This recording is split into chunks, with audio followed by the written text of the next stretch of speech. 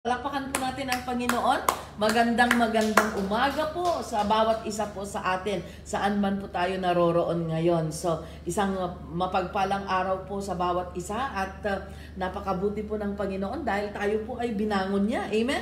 Isang napakalaking biyaya na tayo po ay buhay sa umagang ito, kaya nararapat lamang na papurihan natin ang Diyos. Amen? So, ngayon po, makikinig po tayo sa salita ng Panginoon at bago ko po ibahagi ang mensahe ng Panginoon para palakasin po tayo at turuan tayo at gabayan tayo sa ating pamumuhay, ay tayo pong muli ay yumuko para po sa isang maikling panalangin. Hallelujah! Salamat po Panginoon sa pagkakataong ito na muli mo niyo po kaming tinipon Panginoon para makapakinig ng iyong mga salita at para paghandugan ka mamaya Panginoon ng aming mga papuri, mga pag-awit Panginoon para papurihan ang ngalan mo lamang o Diyos. Lord, ikaw po ang siyang madakila at ikaw po ang siyang mensahe na aming pag-aaralan sa umagang ito. Kaya hinihiling po namin ang iyong banal na Espiritu Panginoon na siyang kumilos sa aming kalagitnaan para ibigay po sa aming Panginoon ang kaunawaan para maunawaan po namin ang aming mapag-aaralan. At Lord, ako lamang po ay iyong instrumento. Wala po akong kakayahan na makapagligtas. Hindi ko po kayang baguhin ang buhay ng mga tao, Panginoon, na nandito po sa Bible study na ito. At wala po akong kakayahang magpagaling, Panginoon.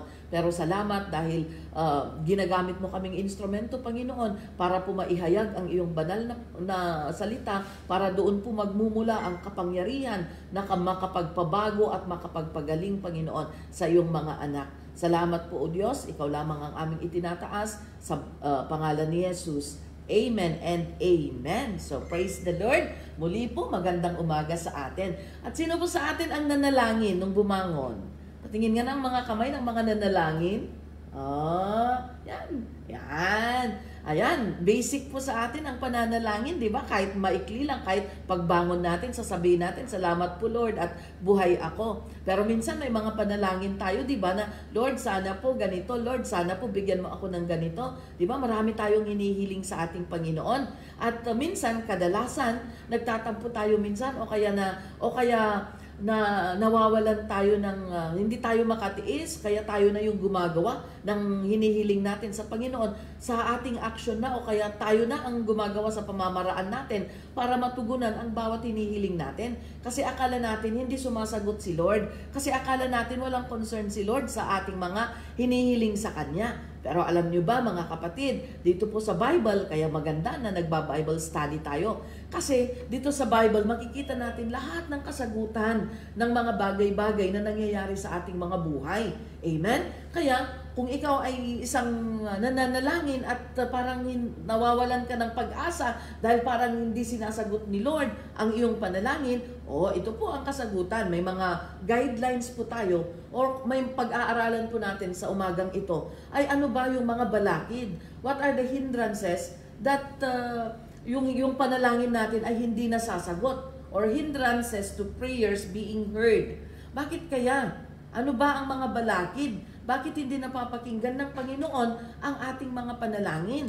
Ang tagal ko nang nananalangin, Pastora. Ang tagal ko nang nananalangin na sana matapos na ang hearing ko. Pero bakit ang tagal sumagot ni Lord?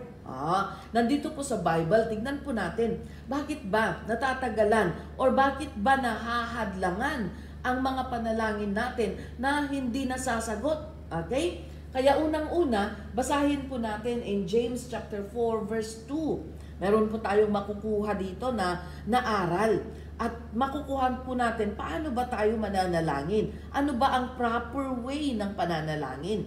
Sabi ng Panginoon through James, sa kanyang alagad, you desire but you do not have. Nananalangin kayo, humihingi kayo, but you do not have. So, dahil hindi niyo natatanggap ang inyong mga hinihiling o hindi niyo nakakamtan ang inyong mga hinihiling, sabi ng Panginoon, so you kill, pumapatay kayo. And naiinggit kayo sa kung mga bagay na nasa mga kapwa ninyo. You covet but you cannot get what you want. And so you quarrel, nakikipag-away kayo or nakakagawa tayo, sabi ng Panginoon, sa lahat ng tao. And that includes us. Lahat po tayo. Okay? Ang kinakausap po ng Panginoon dito, lahat po tayong tao dito sa mundo. Sabi niya, humihiling kayo, nananalangin kayo. Okay, nagre-request kayo, sabi niya doon. Pero kapag hindi ninyo nakukuha ang inyong mga gusto, sabi ng Panginoon, ay pumapatay kayo o kaya gumagawa kayo ng mga bagay na hindi nakakalugod.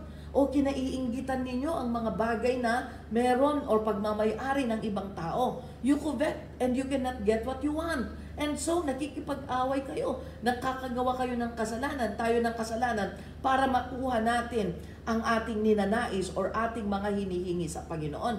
Nagiging short yung patience natin na maghintay. Kasi, nauso ang instant noodle, instant coffee. Akala natin pati si Lord instant na din. 'Di ba? Akala natin pati yung kasagutan ng ating mga panalangin gusto natin instant din. Lord, ngayon na. Pero alam nyo, merong pamamaraan ang ating Panginoon at tinuturuan niya tayo. Kaya every time na nagba-Bible study tayo, nakikita natin yung pamamaraan ng Diyos sa ating buhay. Kaya sabi niya, dahil hindi ninyo nakukuha ang inyong mga ipinapanalangin at hinihiling, ayan, nakakagawa tayo ng kasalanan. At yung last sentence doon sa verse, kung ibalik natin, you do not have because you do not ask. The key word is asking. Sabihin natin ng maayos, we request, okay? I-request natin, gawin natin sa maayos na pamamaraan, hindi yung pilitan, okay? Kasi alam nyo, ang Panginoon, siya ang may-ari ng lahat, siya ang may-ari ng buhay mo, siya rin ang alam din niya ang kinabukasan mo. Kaya alam ng Panginoon, timplang-timpla niya ang oras ng bawat isa. God is never too late nor too early. God is always on time. Amen? Tayo yung maiksi ang pasensya, tayo yung maiksi yung waiting time. Kaya yan, dahil gusto nating madaliin ang mga bagay-bagay, kaya yan, natulak tayo na makagawa ng kasalanan. At isa pa na nagiging balakid, mga kapatid, ay yung wrong motives din natin. Unang-una, sabi ng Panginoon, wag niyong gawin sa inyong pamamaraan ang mga bagay na hinihiling ninyo. At kailangan i-ask natin, hilingin natin. Kasi sabi din ng salita ng Diyos, you do not receive because you do not ask. Hindi nyo natatanggap ang inyong mga hinihiling kasi hindi nyo naman hinihiling. Okay? Hindi niyo mo hinihiling. Hindi natin hinihiling sa Panginoon. Wala tayong sinasabi sa Panginoon. Because ang prayer po, mga kapatid, ay communication po natin sa Diyos. Yan po ang magsasabi kung close ba tayo sa Panginoon o hindi. Kung hindi tayo nananalangin, syempre wala tayong relationship. Kaya kagaya ngayon, for example, malayo tayo sa ating mga pamilya tapos wala tayong communication. Mamaya kapag nakalaya ka na at magte-text ka, sasabihin ng pamilya mo, who you? Di ba? Sino ka? Sino ito? Kasi wala tayong communication. Kaya napaka-importante po ng communication. At sa ating spiritual na buhay, napaka-importante po ng pananalangin. Hindi po pwedeng Kristiyano tayo tapos hindi po tayo marunong manalangin. Kasi ang pagiging Kristiyano po, mga kapatid, ay meron po tayong connection sa ating Panginoon. Kaya yan. Pero sa ating connection sa Panginoon, dapat nagsasalita tayo sa Kanya at hinahayaan din natin na mangusap siya sa atin. Okay? So, ang isang hindrance kung bakit hindi po nasasagot ang ating panalangin is dahil wrong motibo po. Mali po ang ating motibo sa pananalangin. Humihiling ka ng mga bagay para gamitin natin sa masama. Okay? Yan po. Kaya hindi po hindi po tinutugon ng Panginoon ang ating panalangin kasi mali po ang motivation natin or mali po ang motibo kung bakit mo hinihiling ang bagay na yan. Amen? Baka ang hinihiling natin, Lord, palayain mo ako para makapaghiganti ako sa aking kapwa, para maipadama ko kung yung sakit na ipinadama nila sa akin. Lord, sana makalaya ako para ganito ang gagawin ko sa mga nagbintang. Of course, hindi papahintulutan ng Panginoon na muli tayong magkasala. Kaya yan, hindi niya tinutugon yung ating mga hinihiling kasi alam niya na mali ang ating motibo. Ano pa ang nakakahadlang sa ating panalangin? In Psalms chapter 66 verse 18, tingnan nga po natin ang Psalms 66 verse 18. Ano ang sabi niya dito? Alam nyo, basic lang po ang ating pinag-aaralan, pero kahit basic ito, nakakalimutan po kasi natin. Tapos nag-i-struggle tayo kung hindi po natin nakakamtan ang inihiling natin. Sa ating pag-i-struggle, mas lalo tayong nagkakasala. Kaya sabi ng salita ng Panginoon, if I had cherished sin in my heart, kung meron akong itinatago, inaalagaan na kasalanan sa aking puso, the Lord would not have listened. Kaya ang isang balakid sa pagtugon po ng Panginoon sa ating mga panalangin ay kung meron po tayong itinatagong kasalanan sa ating mga puso, meron tayong inaalagaan na mga kasalanan na ayaw nating bitawan, na ayaw nating ipasakamay sa ating Panginoon dahil may balak kang gawin, may balak tayong gawin yan sa ating kapwa, or may binabalak tayo in the future na paggagamitan ng mga bagay na nasa ating mga puso. Pero alam niyo po, ang Panginoon, alam niya ang puso ng bawat isa. God is all-knowing. Alam niyo, makapangyarihan ang Diyos. Alam niya nga kung ilan ang buhok mo eh. Alam niya kung ilan ang white hair mo. Alam niya, ikaw nga, hindi natin mabilang. Kilay nga natin na mas maliit ang mga buhok ay hindi natin kayang bilangin. Ang Panginoon po kayang-kaya niya. And that speaks of how great God is. Talagang naipapakita na makapangyarihan ang Panginoon. Kaya kung yung buhok natin ay kaya niyang bilangin at alam niya, yung laman din ng puso natin ay alam ng Panginoon. God knows even the unspoken thoughts. Kahit hindi natin sabihin, kahit wala kang pinagsabihan na kasamahan mo sa jail, alam ng Panginoon ang nilalaman po ng ating puso. Okay? Kaya alam niya kung mayroong kasalanan na nakatago doon. At sa ating pag-aaral sa salita ng Panginoon, dito sa Bible study, nalalaman natin na pwede pala tayong malinisan, pwede tayong magkaroon ng bagong buhay kung magsisisi tayo, idudulog natin lahat, isusuko natin ang ating buhay, puso at isip sa ating Panginoon. At kayang-kaya tayong baguhin ng Diyos. Pero, ang isang bagay, kung namimili ka lang ng pinagsisisihan mo, kunwari, itong mga itong mga konting kasalanan ko lang, mga maliliit na kasalanan ko lang, ang ihihingi ko ng kapatawaran. Mag-iiwan ako ng konti kasi gusto kong maghigante. Wala, hindi. Yan ang nagiging hadlang. Kung meron tayong kasalanan na nakabinbin o nakatago sa ating mga puso, yan po ang humahadlang para tugunin ng Panginoon ang ating mga panalangin. At ang pinakadelikado po na itinatago po ng tao sa kanyang puso ay unforgiveness.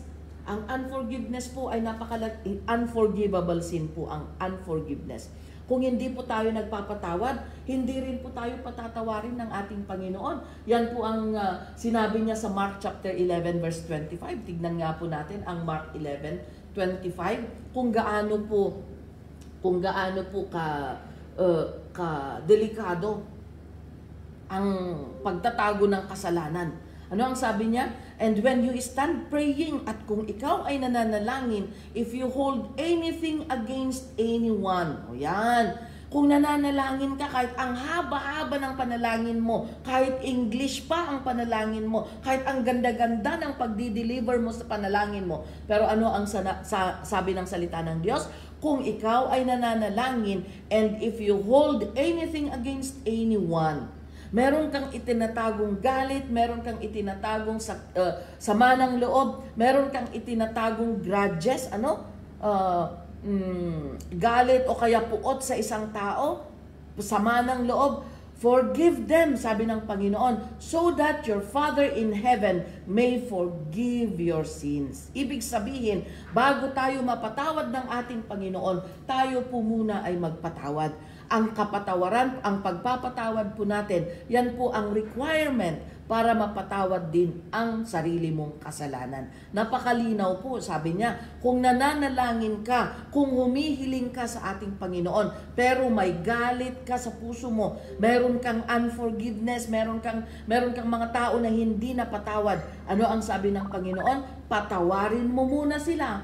Patawarin mo muna sila. Tsaka ka bumalik sa akin at manalangin. Patawarin mo sila para yung sarili mong kasalanan ay mapatawad din ng ating Panginoon. Kaya ito po mga kapatid ang susi. Napakalaki po na aral para po sa bawat isa sa atin. Lagi po tayong dumudulog sa Panginoon. Lagi po nating hinihingi na, Lord, patawarin mo po ako. Patawarin mo ako sa aking kasalanan, Panginoon. Pero kapag naaalala mo yung kasalanan ng ibang tao, ayan, nagagalit ka. Pero lagi kang humihingi ng kapatawaran sa ating Panginoon. Pero napakalinaw po ng ating nabasa na kapag tayo po ay nananalangin at meron po tayong galit na ilaalagaan sa ating mga puso, ay hindi po sasagutin ng Panginoon ang ating panalangin dahil hindi po tayo nakapagpatawad. Kaya yan po mga kapatid, ang hindi po pagpapatawad ay hindi rin po tayo mapapatawad ng ating Panginoon. At kung hindi po tayo napatawad, automatically mga kapatid, hindi po tayo makakarating sa kaharian ng Panginoon dahil ang langit po ay para sa mga taong nagpatawad at napatawad ang kanilang mga kasalanan. Kaya kung gusto po nating pumunta sa kaharian ng Panginoon sa langit, kailangan pong magpatawad tayo.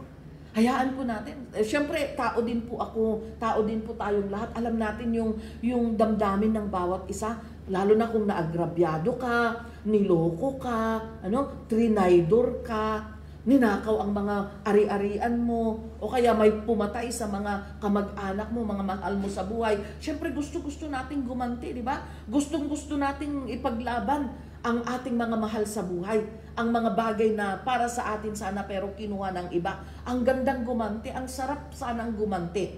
Pero sabi ng Panginoon, alam niyo po, ang napakagandang pangako ng Panginoon, alam kasi ni Jesus ang damdamin natin. Kasi naging tao siya. Di ba ipinanganak siya dito sa mundo? Kaya alam niya ang damdamin ng nasasaktan.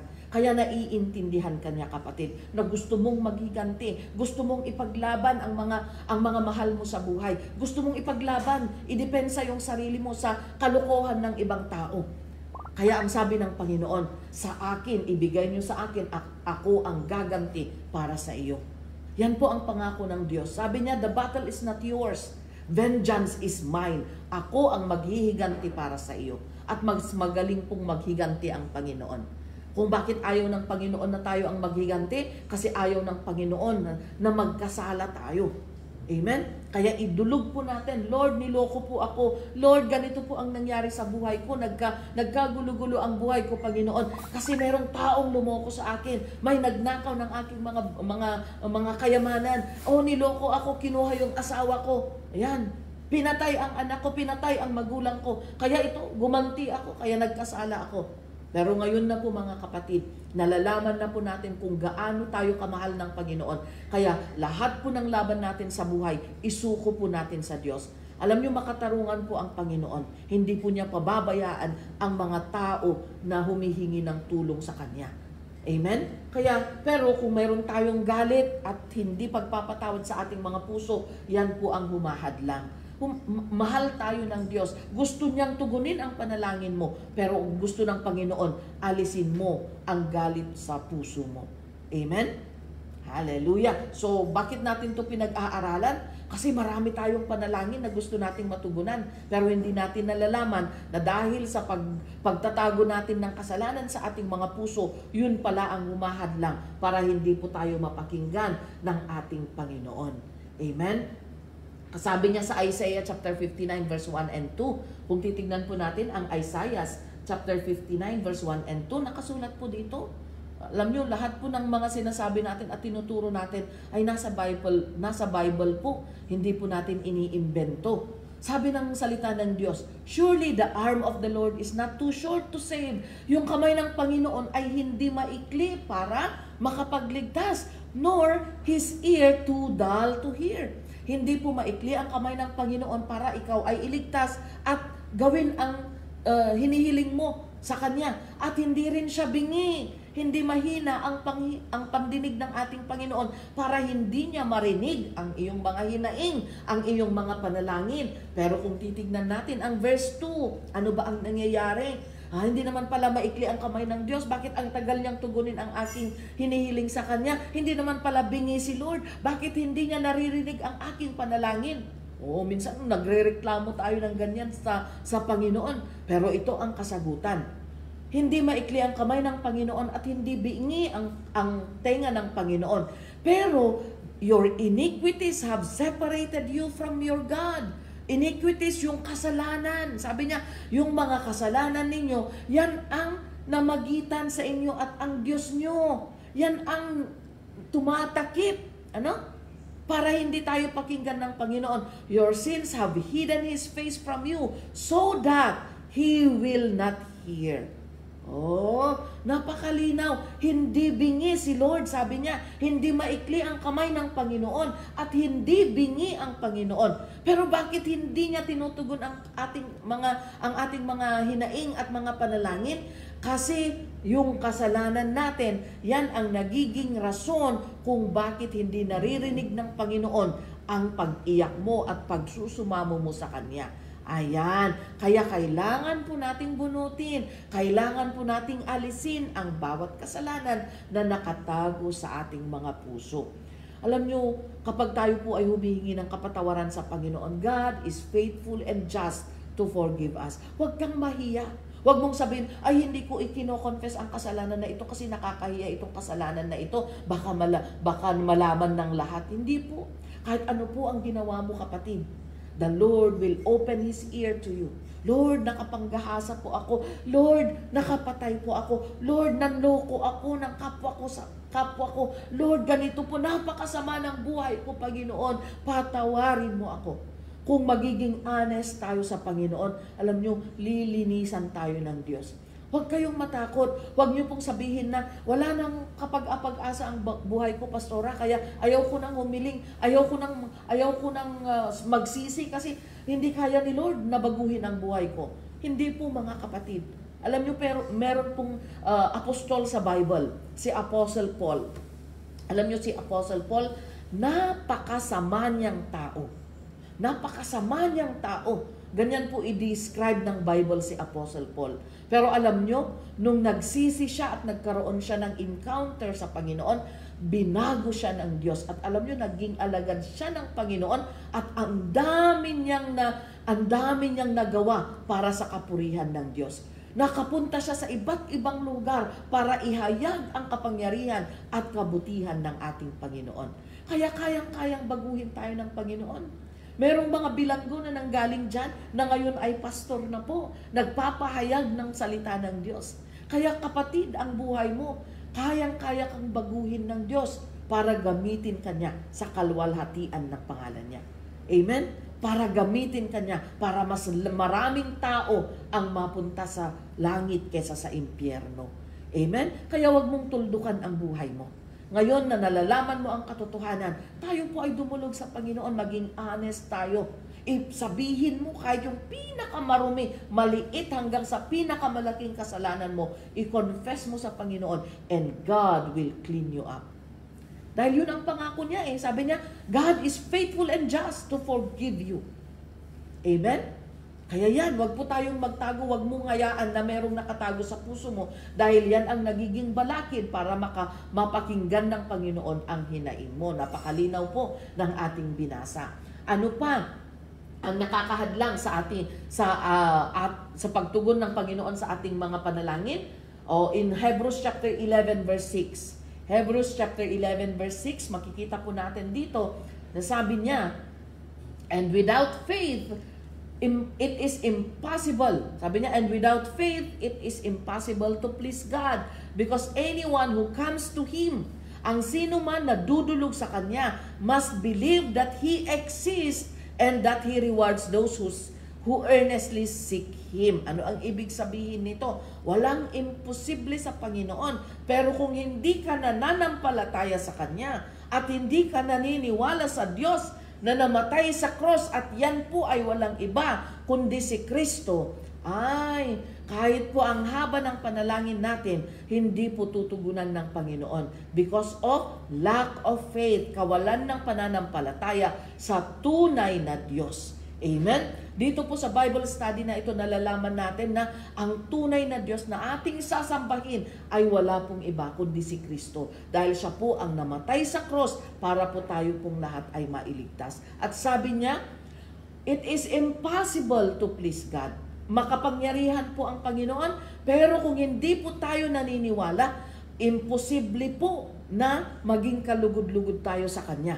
At hindi kahit na nananalangin po tayo, kung hindi tayo naniniwala sa Kanya, ay hindi po tutugunan ng Panginoon ang ating panalangin.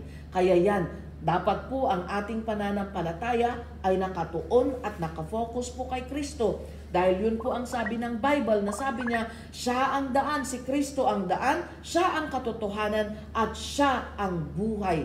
Siya ang nagbibigay buhay na walang hanggan. At napakalinaw po mga kapatid na siya ang isinugo ng Panginoon para mamatay sa cross, para ikaw at ako ay magkaroon ng buhay na walang hanggan. Kaya nararapat lamang po mga kapatid na siya po ang sambahin natin. Wala na pong iba. Siya po dapat ang itinataas natin. Wala na pong iba mga kapatid.